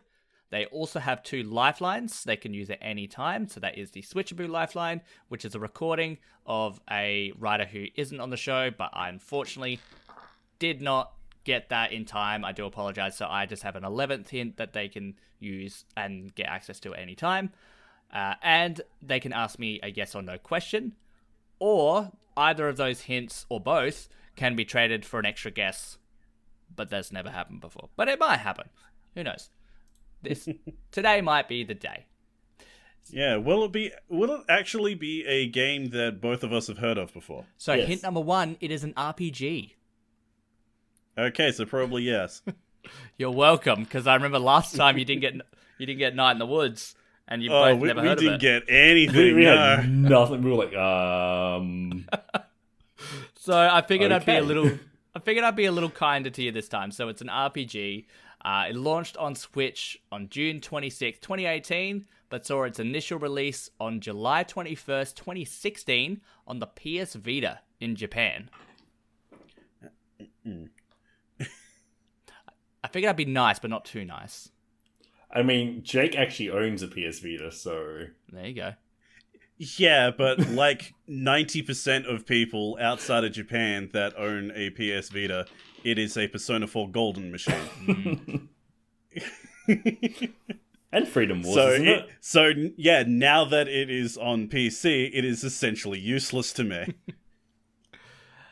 This game wasn't released until... Sorry, I'll start that again. This game wasn't localized outside Japan until 2017. In addition, the game has since come to PS4, Windows PC, and Stadia. Stadia. Yeah. I don't know why games keep coming to Stadia. Yeah. They're not anymore. It'll die eventually. You just gotta wait for it. Ugh. And hint number 5, the game starts by being attacked out at sea, followed by waking up on a cursed island. So you have 2 guesses, because that is hint 1 between... Sorry, that was just hint 5. If they don't use their 2 guesses, they lose them. Just being attacked out at sea and washing up on a cursed land. Yeah, that's that what I'm narrows like, it down to like 500 RPGs. Yeah, there's a lot like that. You're welcome. Kingdom Hearts, kind of like that. Yeah. Oh boy. Wait, was there a Kingdom Hearts game that came out on the Vita? On the Vita, no. Okay. Weird, I know, because Kingdom Hearts games came out on every bloody console, just not the Vita. Yeah, it even came out on 3DS. I don't know. Yeah. Would you like me to read the first 5 hints again? 2018. It was July 22nd, 2018, was it? Close. June 26th, 2018 is when it launched on Switch. But it originally launched July 21st, 2016 on PS Vita in Japan. And it didn't come to... It didn't come out of Japan until 2017. Now, the fact that you said localization makes me think it's a Japanese, like, very heavily Japanese game. I hate to break the podcast immersion, but a goddamn spider just fell from my ceiling and onto my monitor and scared the absolute shit out of me. I'm surprised you're still sitting there. Yeah, good effort. Surprised you didn't scream. Or, like, make a sudden movement or something. You are arachnophobe, aren't you? I am. It is currently crawling on my lamp. Yeah, I would boy. not be sitting here. Yeah, I'm moving as far away as I can while keeping the microphone right next to me. I'm keeping a good close eye on it, so I might be a little bit distracted. What a trip you are, though. Still playing Nan that game. Even with one of his fears being realised. For 3 years ago. Oh god, 3 years ago. A game I'm thinking of is Child of Light, but that isn't a Japanese game. And we can just put it out at least. Just get it out, do the guess, so we're not wasting it, and we got it. All right then. Is it Child of Light? No. Also, nope. Oh. I originally played that on my Wii U. That No, came out on Wii U. Yeah, it Huh, did. all right, cool. It would By not Ubisoft. be- What a little trooper, Yeah. that console. Oh, it was the console that could, but didn't. So you have one more guess, unless you want to forfeit that guess. So I'll read hint 5. The game starts by being attacked out at sea, followed by waking up on a cursed island. Wait. Oh, I can't because there's so many. Is it one of the Tales games? Is that one of your yes or no No, that's. questions? Okay, Jake, do you remember like any of the Tales games that came out then? I know Tales of Vesperia, I think it's called, but that's 3DS. What's the Tales game on Switch? Didn't they? Yeah. Didn't they re-release the one that was on the Xbox at some point? Oh, this is hard. But yeah, like thinking of it, it does sound like a possible Tales of game. Yeah. Tales tend to just- do that as well. I just really wish I knew more about the Tales of franchise. Jake, you'll understand when you do one of these eventually, when you host one of these, but it's really hard not to say anything. Yeah. There's just so much I want to say right now.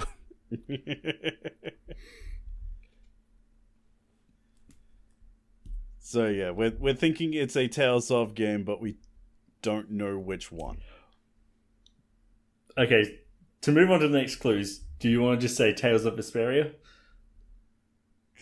But I know it's wrong though. I know, but Hey, sure, it's Tales of Vesperia.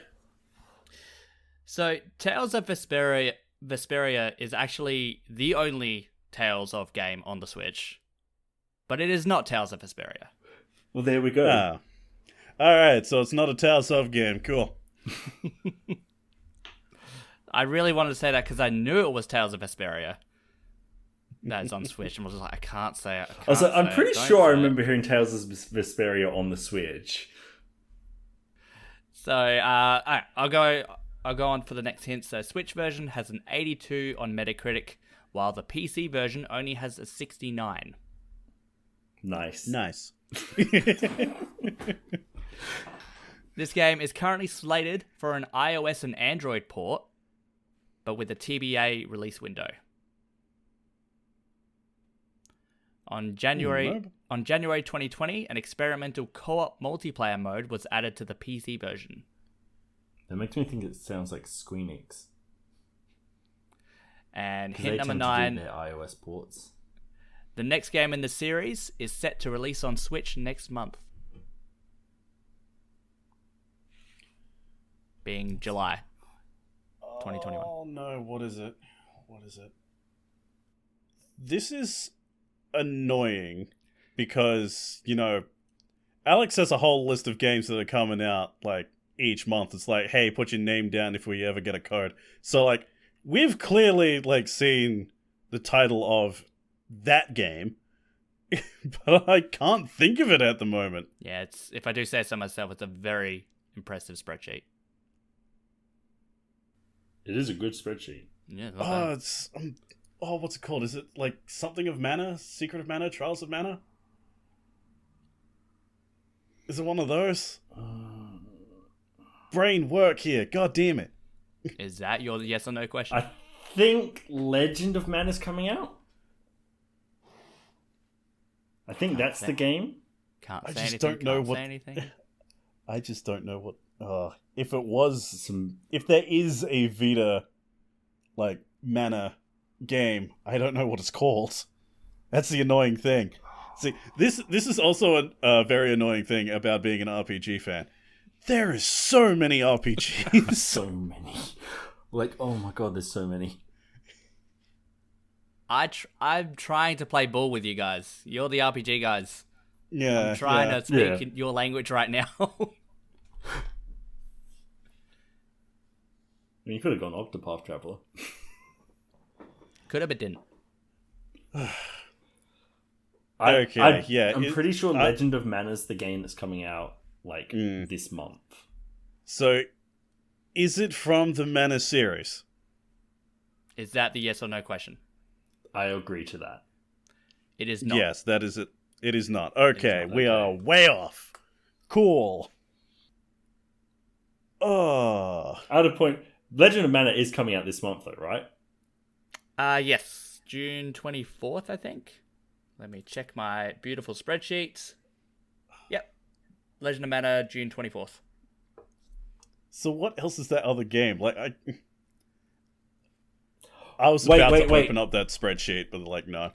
Okay, Jake, what was that game that looked like Fire Emblem? There's a lot of games that look like No, Fire we Emblem. talked about it on the podcast. Remember, the cover looked like Fire Emblem, and they're coming in from the right-hand side, jumping down. Oh yeah, what? Oh, the thing where I said, "Oh my god, there's a girl with an axe. I'm gonna buy it." Oh, what was that game called? Oh no.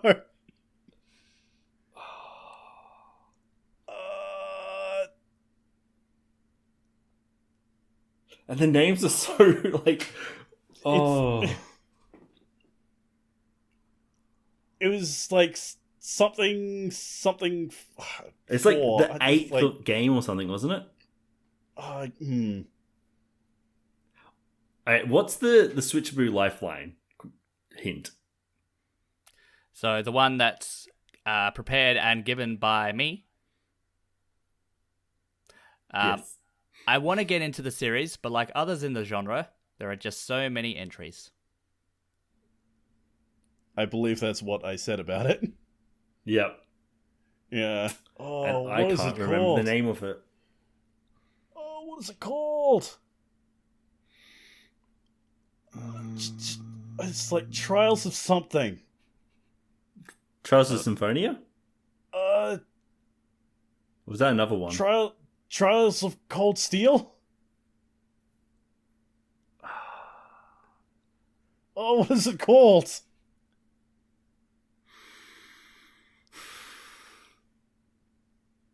God damn it, I can't remember. I think it's called Trials of something. And I think it might be the fourth in the... I think I remember the number 4 being in the title. I thought it was 8 or 9.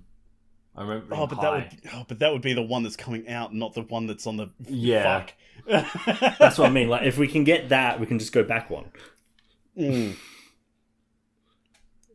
Assuming we're on the right pace. If we're exactly. wrong. This is so frustrating because this is the first time I feel like I've been so close to the answer instead of either not knowing it or just getting it immediately. Or completely forgetting it. Yeah. This is one of those times where it's oh, I am engaged. Oh, this is gonna drive me nuts.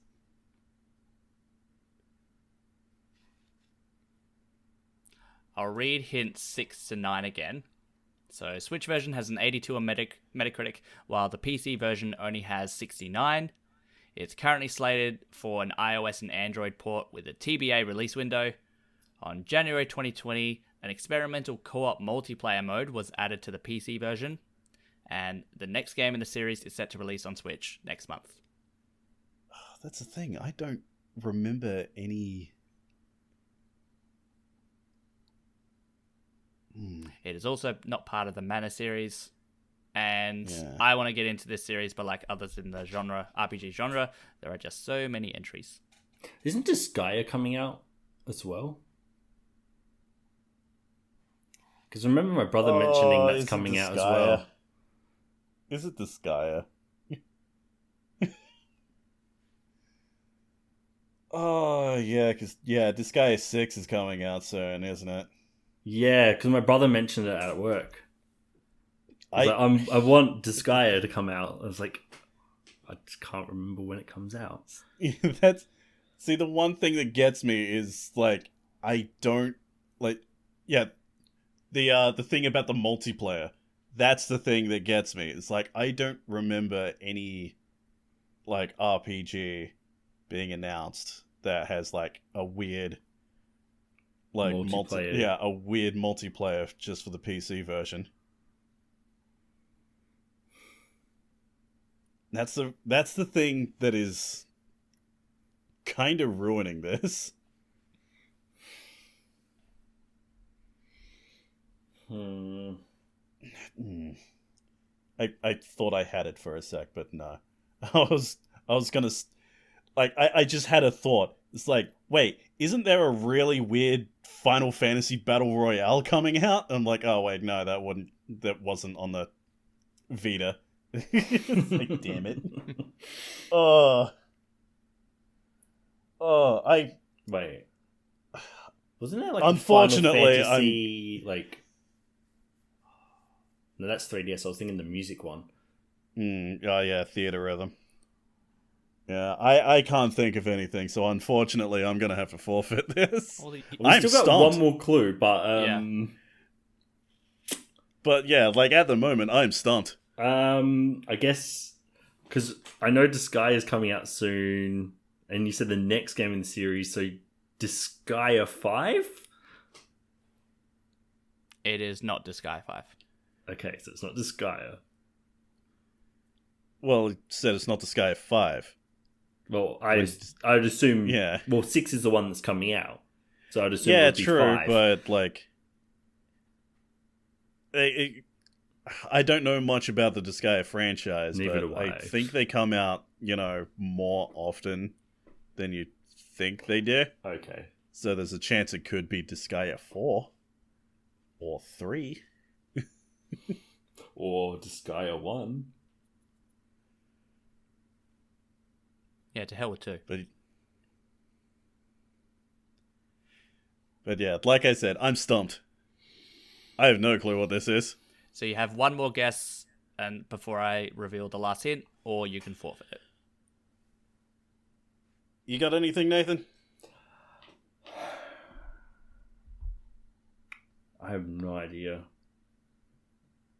I know Monster Hunter Stories is an RPG, but that didn't come out on the Switch. That came out on 3DS, didn't it? Yeah. And it's not on the PC. Because that's coming up really soon as well.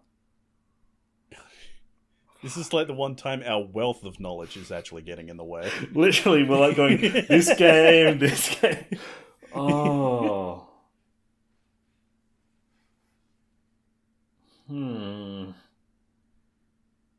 I'm still thinking that game that, like, where they're jumping in from the left-hand side. Like, from the right-hand side, like Fire Emblem. I can't remember it. Yeah, I hate that I've forgotten what that is called. As I straight up said, I want to bloody buy it. Now I feel bad. I'm like flicking through my brain, what's coming out next month? And then I'm like, World Ends With You. No, that's already out on like phone and stuff, and it came out on the 3DS. I'm like, it's like I gotta remember the damn Vita catalog. I was not expecting that when coming into a Nintendo podcast. I like to keep things interesting. Yeah, you do, clearly. Hey, if I'm gonna play on your guys' level, in your playing field, I'm not gonna make it easy. what is it? I remember it had a weird name. I reckon it was like 8 or 9, somewhere around that mark is well the game that keeps in my head, and I can't think of it. Wait, was it Ys? Yes, it was Ys. I think it was 9. Because 9's the one that's sticking out of my head. It's like either 8 or 9, and I think it was 9 that's the one. Now, okay, yeah, I think we're on the right track. Thing is, like we said, there's a lot of Ys games, so what's the one that was on the Vita? No! Oh,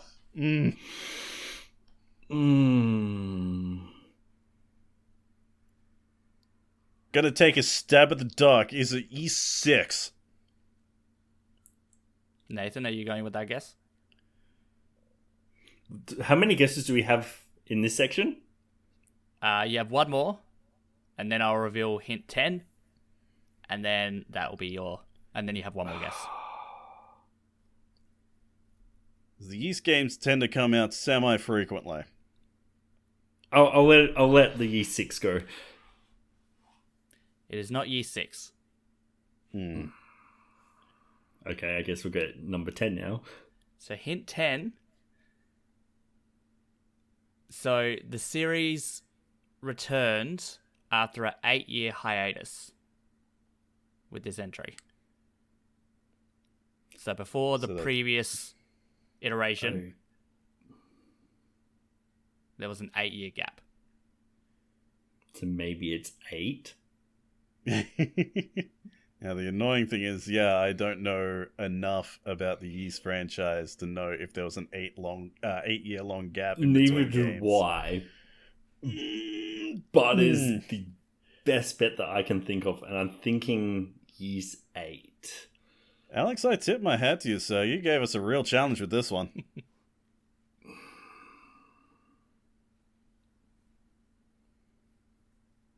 Yeah, I have no clue.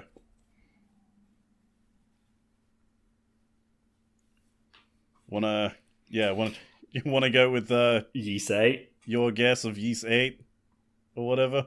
Yeah. Bonus points if you can guess the subtitle. Or the subheading.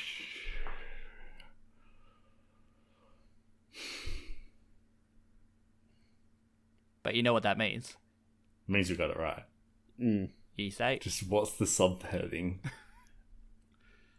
They had subheadings. Yes. Yeah. I mean, congratulations, guys. You dug deep for that one. Oh, God, yeah. We went through like so many franchises. On hint oh, 10. When I said the Fire Emblem coming from the side, I reckon it's something to do with this. I just can't remember the name of it. Oh, but yeah, I don't know the subtitle, but hey, we got Yeast 8 It is though. Yeast 8. Well done. Oh, Jesus, that was an ordeal. So you don't get the bonus points, but developed by Nihon Falcom, published by NIS America, Yeast 8, Lacrimosa of Dana. Yeah, I don't think we would have done that at all. That's a subtitle that only like huge fans of the franchise would even remember. And next month, because they got weird, NIS America kind of a bit strange with it because they release the same game on like different places, like different territories and different dates. It's kind of strange. I don't know why they do that. But from between July 6th and July 16th of next month is Yeast 9 Monstrum Nox. Yes, I remember talking about this like 3 podcasts ago, or 2 podcasts ago, and I'm like, what is it? Oh yeah, if I was going to pick an RPG, especially a JRPG, I wasn't going to go easy on you. So yeah. You dug in. Yeah. Yeah. Like I said, I tip my hat to you, so you did your research. That when you said the clue, like it comes out next month, I'm like, oh. And like we said, there is a lot of RPGs just coming out in the next couple months. I was way too fixated on the clue of like online multiplayer for the PC version. Yeah, and the PC version only got 69. I didn't do the research, but that's a bit strange, I thought. Like, I saw I saw that at 69, but it's a bit But you strange. looked into it. No. Well, I did this, as you guys know, I did this like right at the last minute before the podcast. Yeah. So I'm just like, gotta pick an RPG because the last time, gotta go with a hard one. So I went with that one. But yeah, there's also like Yeast Origin on the Switch as well. See, I wouldn't have guessed it if we didn't do it on the podcast. Yeah, exactly. I think that's where, like, if we didn't talk about that on the podcast, I don't think we would have gotten it. Yeah. But you got it. So you got to take the win. Yeah. Ugh. You don't get the bonus points, but you take the win. I will say I feel like I earned that victory. You guys did. Unlike the other victories where like it was just like a very obvious hint, and it's like, okay, yeah, it's that. Yeah, I feel like we worked hard to get this one. Yeah, that was very good. Very good job, guys. So wrapping up there, that was we nearly hit the extra 2 hour long mark. podcast. I just looked at Audacity. Oh my goodness. Yeah, I see that. I'm like, oh, this is getting late. But yeah, we'll wrap it up there. Thank you everyone for watching, listening, all that kind of stuff. If you'd like to follow us, please, if you're on YouTube, like, comment, subscribe, all that good stuff. If you are on like iTunes or Google Podcasts or anything, subscribe, leave us a review. That really helps us rank a bit higher, so more people can hear us and learn about what we do here at Switchaboo. You can follow us on Facebook at Switchaboo. Well, Facebook.com/Switchaboo, Instagram at Switchaboo, Twitter at Switchaboo News. You can join our Discord, which is actually pinned to the top of our Twitter page. So hey, 2 birds, 1 stone there. And also you can support us on Patreon if you'd like. Remember, for just $1 per month, you get this podcast 2 to 3 days early, which is fun because, it takes me a little while to edit. And by the time we launch it, normally the news is kind of outdated anyway. So definitely consider supporting us on Patreon so you can keep up to date with Nintendo news. But thank you everyone once again for listening and watching. We don't have any music this time around, so a shout out to any developers listening. If you have a game on Switch or coming to Nintendo Switch, by all means contact us on Twitter or email us at team@switchaboo.com, and we can feature your game's music at the end of future podcast episodes. So hey, that'd be pretty cool. But thank you everyone for listening and have fun. Have a great day. See ya.